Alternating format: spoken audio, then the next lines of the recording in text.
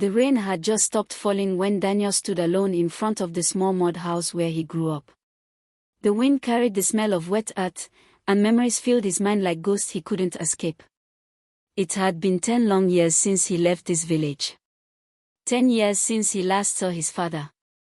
10 years since he last saw his brother, David. He used to think leaving home was the best decision he ever made. But now, standing before that quiet house, he realized how empty his life had become.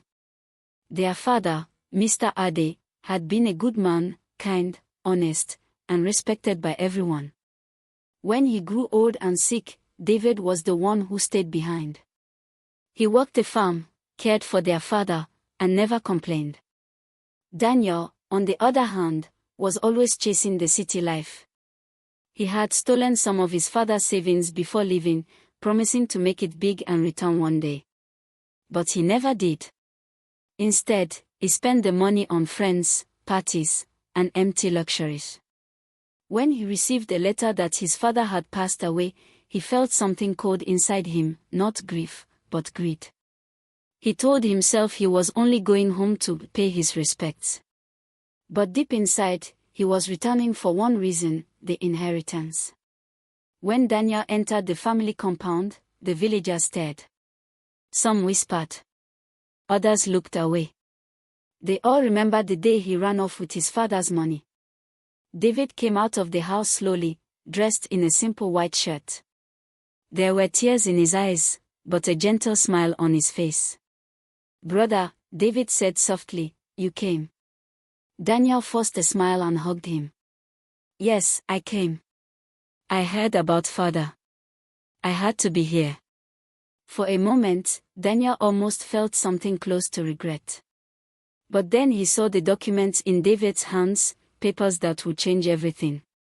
Later that evening, after the burial, Daniel found out the truth. The lawyer stood before everyone and read the will aloud. All the lands, savings, and properties belonging to Mr. Ode are hereby left in the care of his son, David Ode. The words struck Daniel like thunder.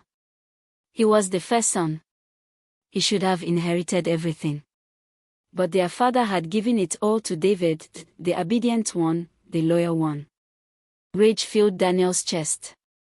His hands trembled, his jaw tightened, and his eyes burned with envy. He pretended to congratulate his brother that evening, but his mind was already planning something dark. Days passed. Daniel stayed in the village, pretending to mourn. But each day, jealousy ate him from within. He couldn't stand watching David talk to the villagers, humbly giving away food and helping others. Everyone loved him. Everyone respected him. Daniel told himself, if David is gone, everything will be mine. So he made a call. He knew some rough men in the city, desperate ones who could do anything for money. He promised them a large payment if they could get rid of his brother quietly. They agreed. But what Daniel didn't know was that these same men once knew David. Years ago, when they were struggling, David had helped them find work and even paid for one of their mother's medicine. When they heard that Daniel wanted harm done to such a man, their hearts grew heavy. That night, the men went to David's house, not with anger, but with warning. David was surprised to see them. When they told him what Daniel planned, he sat silently for a while, his eyes full of sadness, not fear. "My own brother," he said softly. He took a deep breath, then added, "Thank you for your honesty. I forgive him already. But please, let the law handle this." The men nodded. They knew what had to be done. The next evening, Daniel received a call. "It's done," one of the men told him.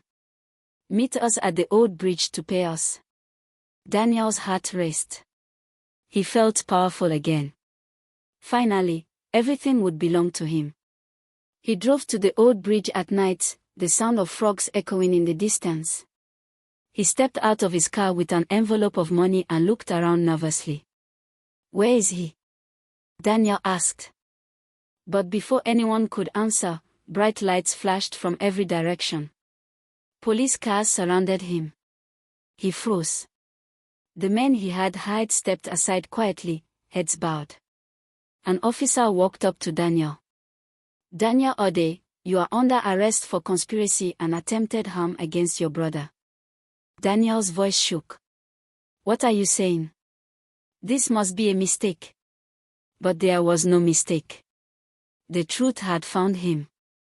Days later, the story spread across the entire village. Everyone was shocked. How could a brother plot such evil against his own blood? When the case went to court, David was present. He sat quietly, tears in his eyes, watching as Daniel was found guilty and sentenced to prison. When asked if he had any words for his brother, David stood up and said, "I have no hatred in my heart. I only pray he finds peace, because greed has already punished him enough." Months passed. The farm continued to grow under David's care. The villagers spoke of his kindness and patience. He never bragged about his inheritance. Instead, he used it to help others, just as his father once did. In prison, Daniel had plenty of time to think. At first, he was angry at his brother, at their father, at everyone but himself. But with time, he began to remember the nights his father told him stories about love, unity, and honesty. Tears would fall as he whispered to himself, "I should have stayed. I should have been a better son."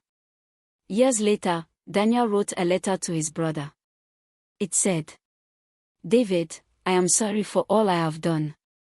I now understand that no amount of money can replace peace. You were the real son our father hoped for. If I ever leave this place, I want to start again, not for wealth, but for forgiveness." David read the letter and smiled sadly.